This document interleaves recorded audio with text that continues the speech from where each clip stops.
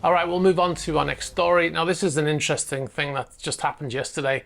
My colleague who looks after our social media recently posted an old short video on our Instagram page showing a crew member climbing up an inflatable fender onto a yacht, and it had the title, "How Never," in capital letters, to climb on board a super yacht.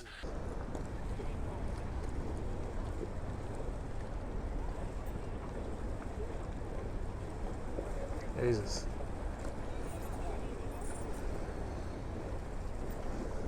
Now, it was meant to be an advisory on safe working practices on board any yacht, not this one in particular. However, we were contacted by someone claiming to know the person on the video. They said the video could harm her professionally, even though you can only see the back of her head. He also said that the video was filmed 2 years ago, so was irrelevant as she was at the time new to yachting. Now, saying she was new to yachting suggests he accepts that it's dangerous and poor practice. But then he proceeded to say that it wasn't really that dangerous climbing up a fender like this. We also had a number of comments on the Instagram post trying to ridicule the post, most likely from people who know the person, focusing on the possibility of the fender exploding or rapidly deflating, which was a comment that was made in the original video, because there are lots of different possibilities of somebody climbing on a fender, not because of this particular video, right? There's no chance of this young slim woman climbing on the fender that would cause it to explode, but if it was being compressed between two vessels as she stepped on it, it could happen, resulting in an accident. That was the intended purpose of that comment. Now, firstly, the video was intended as an example of what no crew member should do on board any yacht, not aimed at that person in that particular video. The fact that it was 2 years ago was irrelevant. And it's potentially very dangerous to climb up a fender like this, and people have been killed trying to use fenders in ways that they are not intended for. The person on deck does not react at all, smiling at the young crew member, suggesting that this was not unusual at all, but perhaps common practice on this vessel. The person who contacted us suggested also that it's not that dangerous. He's possibly a possible reason this goes on in the first place. If he has a position of authority on board a yacht and allows this to go on. Another comment on the Instagram post seemingly aimed at me personally, saying that this is coming from someone who's never stepped foot on board a sailing yacht. Now, I don't know how that's relevant. It has nothing to do with sailing yachts. It's about safe working practices on board any yacht. All yachts use fenders and all ships use fenders. So what does that comment mean? Is it common practice to climb up fenders on sailing yachts? I doubt it. In 2015, a crew member used a fender hook to secure his safety line on while he was cleaning over the side of the yacht. The fender hooks are commonly used on yachts and are placed onto the bulkheads to suspend fenders from. The fender came off the rail, hitting him on the head, and he had no helmet on, and he fell into the water and sank to the bottom.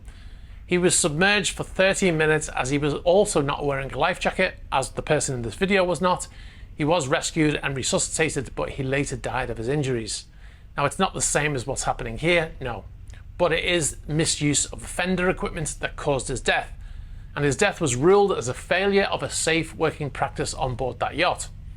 Now, in 2019, the chief engineer of a tugboat in Birkenhead in the northwest of England used a fender to step onto his tugboat. He fell into the water, and even though he was wearing full safety gear, including an inflatable life vest and helmet, something the person in this video was not wearing, was initially conscious in the water, he later died as he spent 20 minutes in freezing water. In its investigation, the UK Marine Accident Investigation Branch found that accessing tugs via the dock fenders at the Tranmere oil terminal was a common practice and was extremely dangerous, particularly in poor weather conditions like on the day of the casualty.